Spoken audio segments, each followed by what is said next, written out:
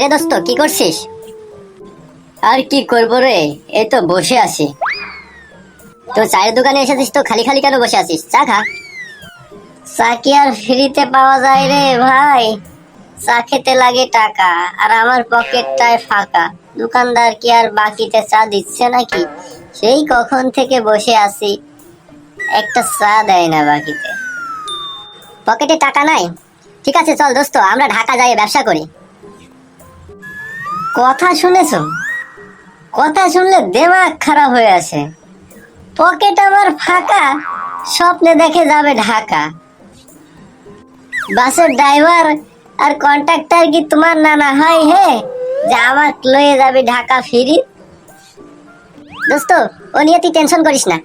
ও ভাড়ার টাকা আমি ম্যানেজ করে নেব, তুই খালি বল আমার সাথে ব্যবসা করতে যাবি কিনা। আগে থেকেই বলছি, ব্যবসা করতে নিয়ে যাবি ভালো কথা। আমার কাছে কিন্তু কোনো টাকা পয়সা নাই। পরে বলবি টাকা দে, শেয়ার হ, এসবের মধ্যে নাই। ব্যবসা করতে নিয়ে যাবি, যাবো। আরে দোস্ত, ও নিয়ে তুই টেনশন করিস না, এ ব্যবসা করতে টাকা লাগবে না। আমরা যাবো কোরবানির হাটে, চল কোরবানির হাটে গরু বেচা কিনা করবো।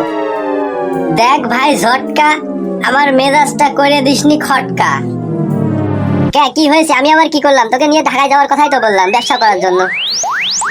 পকেটে নাই চা খাওয়ার টাকা, উনি গরুর ব্যবসা করার চিন্তা ভাবনা করছে। এই হয় নাকি? টাকা ছাড়া কোনদিন ব্যবসা হয়? আরে দোস্ত, ও নিয়ে তুই টেনশন করিস না, আমার সাথে চল খালি। এ ভাই পটকা, তুই তো সারাদিন দোকানে বসেই থাকবি, গিয়ে দেখ ওর সাথে কিছু হয় কিনা, ইনকামের ধান্দা পানি। ঠিক আছে, তোরা যখন বলছিস, ঠিক আছে যাবো, চল। তুমি কিন্তু আমাকে চা খেতে দিলে না, মনে রেখো। ব্যবসা করে এসে তোমার দোকান কিনে নেব। আরে যা যা, যাচ্ছিস তো গরুর দালালি করতে, আবার দোকান কিনবে? যেখানে যাচ্ছিস সেখানে যা। শোন দোস্ত, তোকে আগে থেকে বলে রাখি, তুই বেশি কথাবার্তা বলবি না, চুপচাপ থাকবি। আমি যা বলবো তুই খালি ফলো করবি। ঠিক আছে, সমস্যা নাই। শোন দোস্ত, আমাদের কাছে তো কোনো টাকা পয়সা নাই, তো একটা প্ল্যান আছে আমার কাছে। এখন এই গরুর হাটে ওই যে চাচা দাঁড়িয়ে আছে, চাচার কাছে গিয়ে একটা গরুর দাম দর করে আমরা রেখে দেবো। ঠিক আছে? তুই গরুর কাছে দাঁড়িয়ে থাকবি, আর আমি ওদিকে গিয়ে কাস্টমার খুঁজে নিয়ে আসবো। চাচার থেকে দাম করে রেখে দেবো, তার থেকে 10,000 20,000 যদি বেশি বেচতে পারে কোনো রকমে, তাহলে ধর আমাদের হাজিরা হয়ে গেল। আরে দোস্ত, তোর মাথায় এত বুদ্ধি কবে থেকে আসলো? গুড আইডিয়া, ঠিক করেছিস আইডিয়া। চল। চাচা, এই গরু কি আপনার নাকি? হ্যাঁ বাবাজি, গরু তো আমারই। আপু, গরুর দাম কত রাখপালে বলো দেখি। যে গরু আমার বাপু, এ গরু তো দাম তো অনেকে অনেক রকম বলছে, তো আমি ওই 5.5 লাখের নিচে বেচতে পারবো না। চাচা, 5.5 লাখ না, কুরবানির হাট, অনেক গরুই আছে। দেখি পছন্দ হচ্ছে না, তোমার গরুটা দেখি পছন্দ হইলো, তুমি এক কাজ করো, ওই 1.3 লাখ টাকা লিও নি, গরুটা আমারে দিও। আগের পার্টি তো 2.5 লাখ বেচছিল, তো তাও 3 লাখ বলছে। ঈদেরও আর বেশি দিন নয়, কি দিয়ে দি। ঠিক আছে বাবু, আমারও আর ভাল লাগছে না, কয়দিন হয়ে গেল হাটে আসা। তোমরা যখন 3 লাখ দিবা, তে লাভ লস যাই হোক বাপুরে, তে টাকা দাও। চাচা, আপনি এখানে থাকেন, টাকা আমরা বিকালে দিয়ে গরু নেবো, ঠিক আছে? ঠিক আছে বাপু, তাই হোক। দোস্ত পট্টা, তোর কাজ এখন, তুই এই গরুর কাছে দাঁড়া থাক, আমি ওদিক থেকে ঘুরে ফিরে আসছি। ঠিক আছে দোস্ত, ঝটকা যা, ঝট করে যায়, পট করে নিয়ে চলে আসবে। আরে স্যার, আপনি গরুর হাটে গরু কিনতে এসেছেন? আরে না, কুরবানির সামনে গরুর হাটে গরুর লেজ দেখতে এসেছি, গরু কিনতে আসেনি। কি যে বলেন না স্যার, কেউ কি আবার গরুর লেজ দেখতে আসে নাকি? তাহলে জানোই যখন, এত প্রশ্ন করার কি আছে? তোমার কি গরুর আছে নাকি? আরে হ্যাঁ আছে, মানে খুব একটা মোটা তাজা, খুব সতেজ, একদম সবল, বাড়িতে পোষা একটা গরু আছে। আসেন, আপনাকে দেখাচ্ছি, দামও কম। ঠিক আছে, চলো দেখি। এই যে স্যার, এটা আমার গরু। ঠিক আছে, তোমার গরু তো ভালোই দেখতে শুনতে বড়। তো গরুর কি কোনো রোগ বালাই আছে নাকি? ধর মিয়া, আপনি গরু নেন না নেন, তাতে কোনো সমস্যা নাই। গরুর আবার কি রোগ বালাই থাকবে? গরু একদম ফ্রেশ গরু, দেখতে পাচ্ছেন না?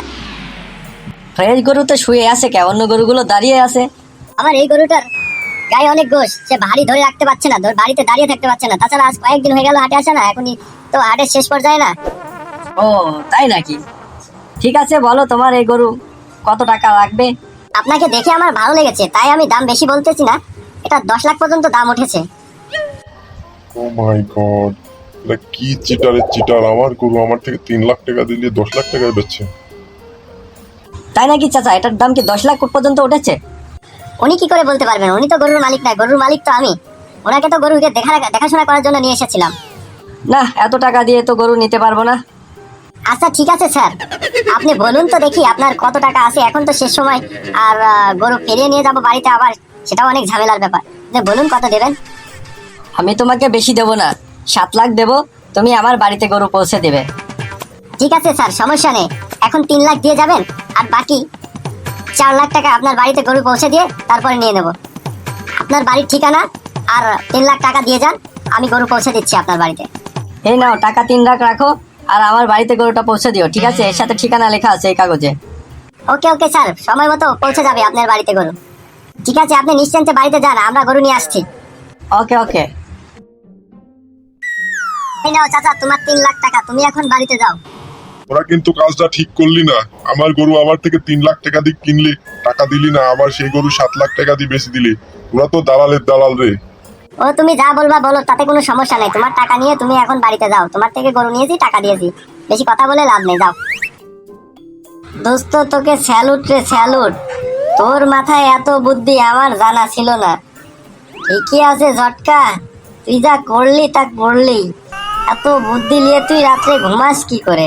চুপ থাক পটকা, এখন বেশি কথা বলতে হবে না। যা হয়েছে হয়েছে, এখনো অনেক কাজ বাকি আছে। গরুটা স্যারের বাসায় পৌঁছে দিয়ে 4 লাখ টাকা নিয়ে তারপরে আবার কালকে ব্যবসা করতে হবে, ঠিক আছে?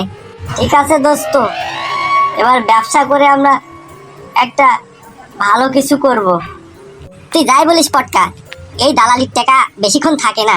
টাকা হাতে বালি যে কিভাবে বাতাসে উড়িয়ে যাবে না, তুই বুঝতেও পারবি না। ঠিক আছে দোস্ত, চল তাড়াতাড়ি গরুটা দিয়ে আসি। হ্যাঁ চল চল।